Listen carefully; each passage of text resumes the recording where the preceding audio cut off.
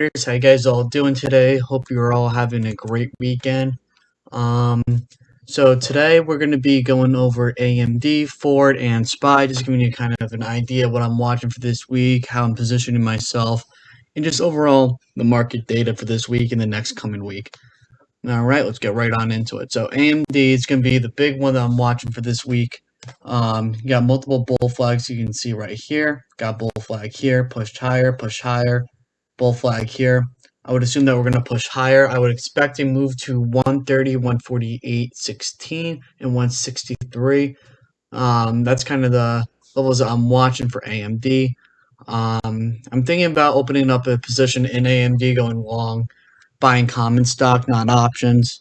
I really don't feel comfortable yet going long on options, or even short on options, doing swing trades yet, but I'm sure I'll get there eventually. But I plan on just buying common stock of AMD. I think they're a great company. Fundamentally, they're very good.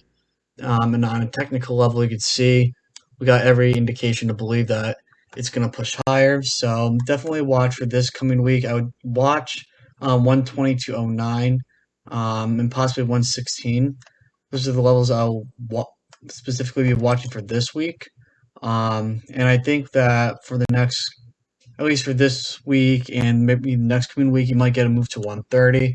That is possible. But then again, we just have to make sure that we're being conservative as well, not getting too crazy with the prediction here, but I would not be surprised. All the big market data came out last week with Jackson Hole, CPI, all that stuff. In the last coming weeks, that all that important data came out, meaning that most likely the, the the opportunities that the sellers had to come and push the market down already kind of passed.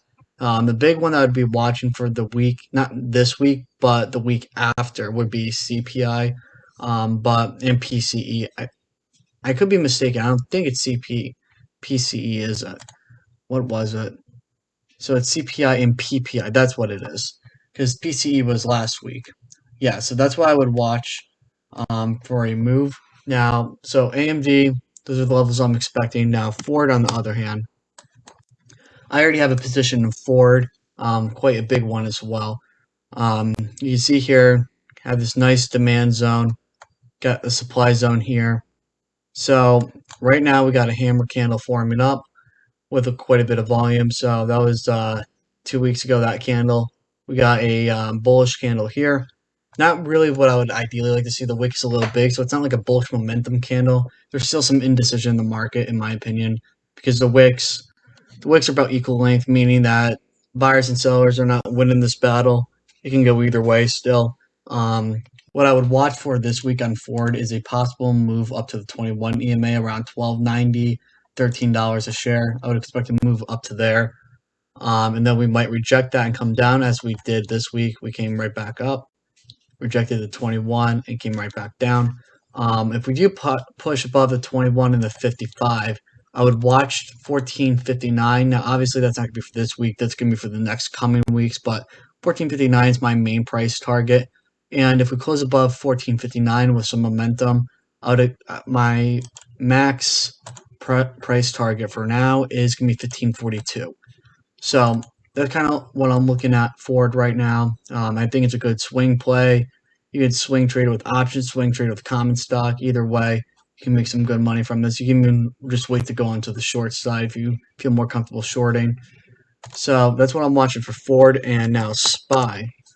So for SPY, what I'm kind of expecting is if we move down to bearish territory, not, I shouldn't say bearish territory. If we start moving downward, I'd expect support to be at 438.15, 432.98, so 433 and 438. I'd expect that to be around there, support. And then if we start pushing up higher, 459.44 would be a level to watch, for sure.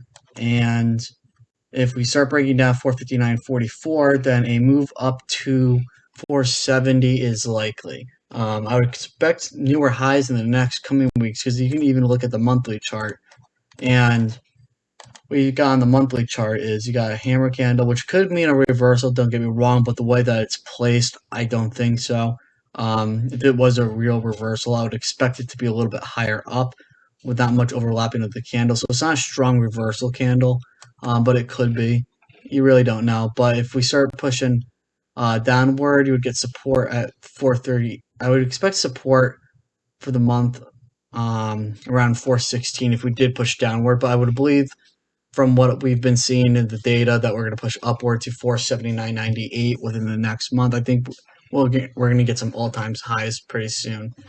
And in terms of market data this week, what I would watch is, I mean, to be honest, there's not really major market data this week. I mean, you got the trade deficit. I think you got jobless claims, and nothing too crazy. That I don't believe it will impact Fed's decisions. Wow, can't talk today. Fed decisions on interest rates. I think the big week is going to be next week, especially on, let's see here, Wednesday and Thursday. So you might get some volatility Friday for that coming in because you got CPI and PPI. But just keep that in mind when you guys trade this week. And as always, don't be bullish, don't be bearish, just trade what the price action is telling you. Hope you guys all have a great week. And if you found this helpful, please